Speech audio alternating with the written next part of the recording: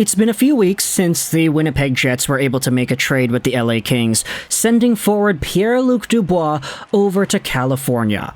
Now, I said it back when the trade was made, and in the following draft streams, but I feel like the Winnipeg Jets kind of got the best value they could have. Like, they really did not settle for anything less than what they were looking for.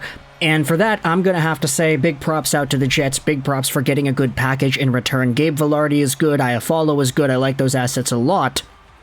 For the LA Kings, though, it's clear that they felt that Pierre-Luc Dubois was, for lack of a better term, their guy. They wanted this player. And after all of the trade speculation linking Dubois to Montreal, and the entire idea that said that the Canadiens wouldn't really get the trade done because they didn't want to budge on any sort of trade offer because they had all the leverage, once Pierre-Luc Dubois was open to going to other teams, that's when he got sent over to LA, and that's why, immediately after, he had signed an 8-year, $8.5 million AAV contract.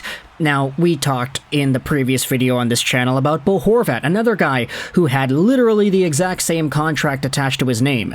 8 years, 8.5 mil. Difference being, Horvat is, 3 years older, that's what it is, and he was scoring at a really good goal pace this past season.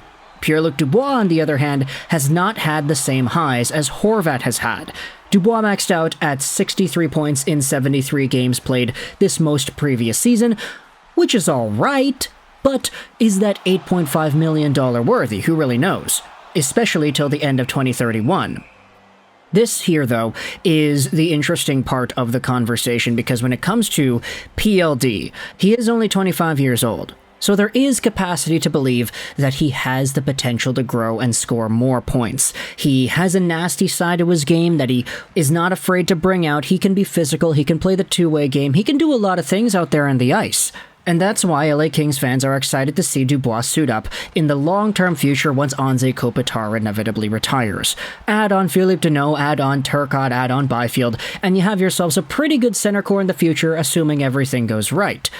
However, in this video, what I wanted to do was go over to NHL.com and talk about the comments that PLD made a few days ago, as he has finally spoken out about the trade, the opportunity, and the LA Kings in general. Link is in the description to Dan Greenspan's article from July 10th. Pierre-Luc Dubois is excited for the opportunity to fully be himself with the LA Kings.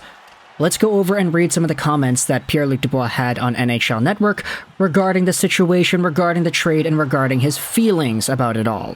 The article opens up with this quote, "Honestly, I think it's just an opportunity for me to be who I am," Dubois said.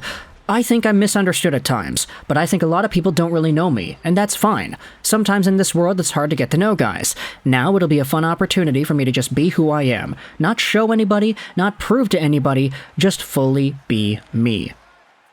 The article then says that the feeling of being misunderstood is something Dubois thinks stems from his previous two NHL teams. There then is a history lesson wherein the article talks about Columbus and Winnipeg, and this is where I have to go out there and give my own 2 cents, because yeah, when Pierre-Luc Dubois was with Columbus and he very adamantly wanted out of that team, you had seen his last shift with the Blue Jackets where he was just going out there for a skate. You could tell the engagement wasn't there. And for Winnipeg, we already had earlier rumors in this past season saying that he wanted out of that team too. And so, with this idea that a guy gets drafted 3rd overall and he immediately wants out of his first NHL opportunity, okay, we can live with that. But then it happens again, and you start to get a bit suspicious, and then you realize, wait a minute, when this guy was a draft-eligible prospect, he did the same thing in the QMJHL. He demanded a trade, he lowered his trade value immensely, and the Cape Breton Screaming Eagles were not really able to get much when they traded Pierre-Luc Dubois to the Blainville-Boisbriand Armada back in that time frame.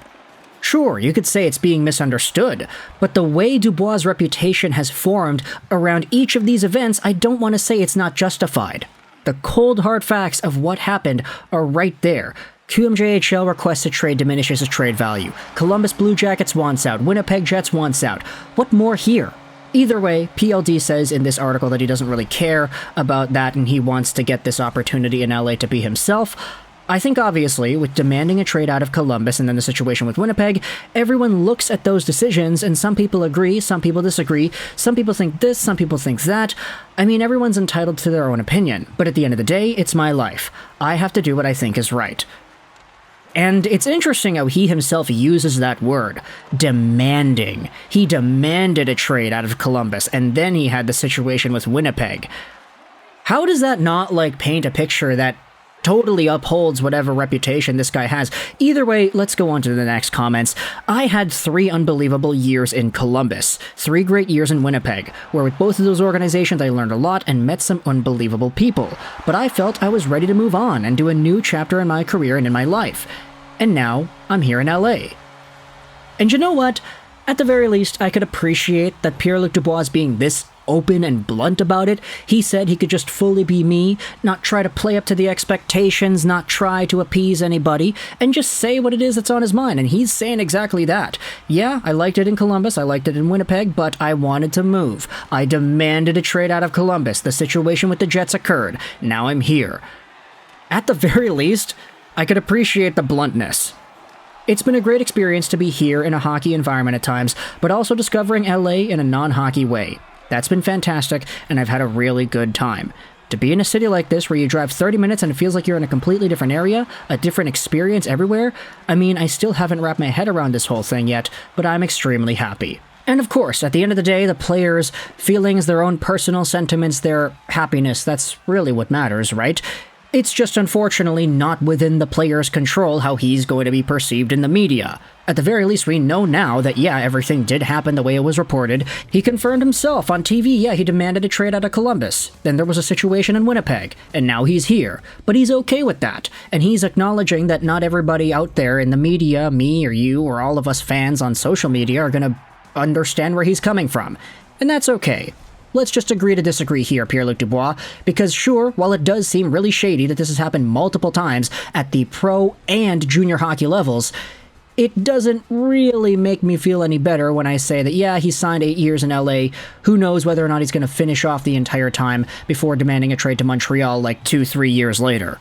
So I want you to let me know your thoughts in the comments section below. How do you feel about this entire PLD situation? It's not even a situation, it's just kind of him talking about situations in the past. How do you feel about him being able to speak about it? How do you feel now so that he's admitted all this stuff on NHL Network? And if you're a fan of the Blue Jackets or the Jets, ultimately, what is your response to this? I know for the Kings fan base, they're all pretty happy, I would say, to see the honesty and see that he likes it in LA, which, again, I'm not going to say it's guaranteed that he'll always feel that way. I will agree, though, it's probably more fun to live in LA than it is to live in Ohio and or Winnipeg. But either way, if you're a fan of the Kings, how does it feel knowing that this has been the guy's history? Knowing that the past few years have seen him just pop in and pop out, be a part of teams and then request trades from teams. His commitment level has not been there for the majority of his career. And sure, he'll spend 3 years in Columbus and then 3 years in Winnipeg, and maybe you'll see even more years in LA. But what are your thoughts on the history being a point of contention for many other hockey fans that have seen this happen in front of their eyes? Does this worry you in any way? If it doesn't, let me know in the comments why you think that is. Comment section is your floor. I hope you enjoyed this video. And bye.